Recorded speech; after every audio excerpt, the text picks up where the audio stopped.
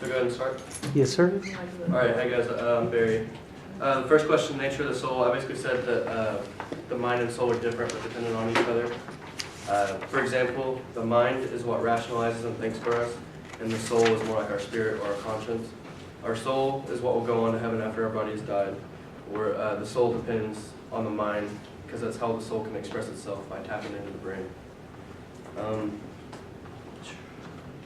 On the second question, nature versus nurture. I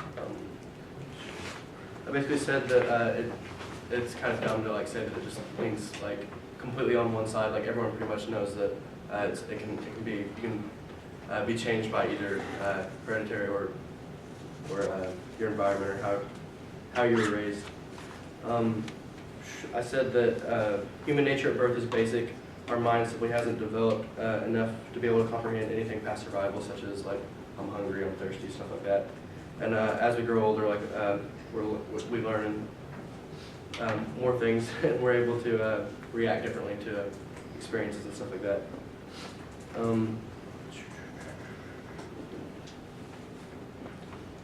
Okay, in the article "Nature Over Nurture," McCrae points out that temperaments are often regarded as biologically based psychological tendencies with intrinsic paths of development. It is argued that this definition applies to personality traits of the 5-factor model. Evidence for the endogenous nature of the trait is summarized from the studies of behavior, genetics, parent-child relations, personality structure, animal personality, and longitudinal stability of individual differences. Basically, that if you had to lean to one side, it would pretty much be that our personality or our hereditary traits make up the bigger part of. So even though it comes from both parts, nature and nurture, I would say that if you had to choose one side, if you had to lean to one side, that nature would be more important than our biological tendencies.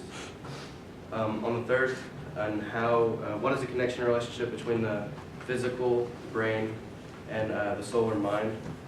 I basically said that the mind and soul, or the brain is just simply like the organ or the part of the body that expresses the mind or the soul. So it's just the part of our body that's responsible for its function. A quote that I pulled out was about the brain. It says, first it directs the body's interactions with the external world by controlling behavior on the one hand and by processing environmental sensory information through the eyes, ears, nose, tongue, and skin on the other. And second, the nervous system controls the internal state of the body and processes visceral sensory information from the heart, stomach, genitals, and so on. So basically, yeah, just the brain is just the way of expressing the mind and soul. On the fourth question of human intelligence, according to Britannica Encyclopedia, human intelligence is the mental quality that consists of the ability to learn from experience, adapt to new situations, understand and handle abstract concepts, and use knowledge to manipulate one's environment. It's basically spot on. I don't think there's one way specifically to measure human intelligence. It's kind of hard to isolate, Libby pointed out, all the different areas of intelligence there is. I don't think it's easy or even possible to isolate intelligence as a whole. So you can grade someone how smart they are, how street smart they are, how smart they are at chemistry and stuff like that, but you can't get an overall test of human intelligence, in my opinion. Mental illness, according to the website article that I read, it says, a mental illness is a medical condition that disrupts a person's thinking, feeling, mood, ability to relate to others, and daily functioning.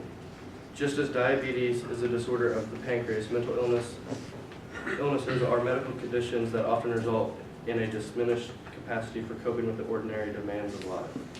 Serious mental illnesses include major depression, schizophrenia, bipolar disorder, obsessive compulsive disorder, panic disorder, post-traumatic stress disorder, and borderline personality disorder.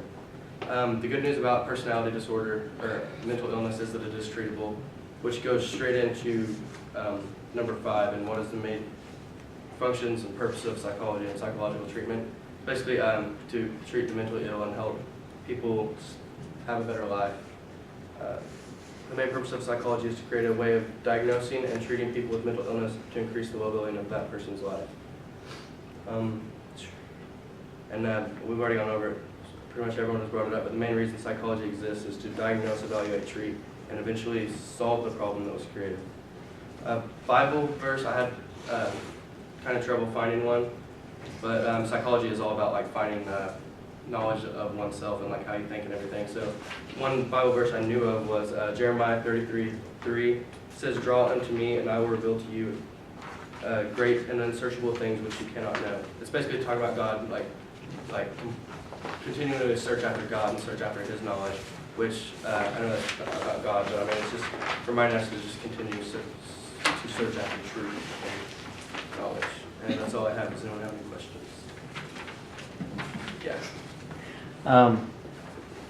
When you talk about mental illness, how does that relate to the body and the soul, or the mind and the soul? Or first of all, could you repeat what your connection with the body or the mind and the soul was? The mind and the soul? Number 3. 3? The connection between the physical and the soul or mind. I'm sorry, I just basically said that it's like the brain is like the function of expressing the mind and soul. Like it's the physical thing that is responsible for us being able to think and our soul and mind. How that relates to mental illness? I would say that when either because of an imbalance in our brain or because of the way our brain and our mind interact to create like our conscious thinking and stuff like that. Like there's something, an imbalance in there somewhere that just creates either struggles in daily life or problems coping with everyday activities.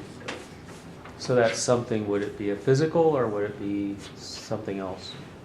I think there would be a problem with how it interacts. So I would say not. Well, I'm sure it's both physical and mental, but that's consistent with what you said about heredity and yeah. environment. Mm-hmm. Okay.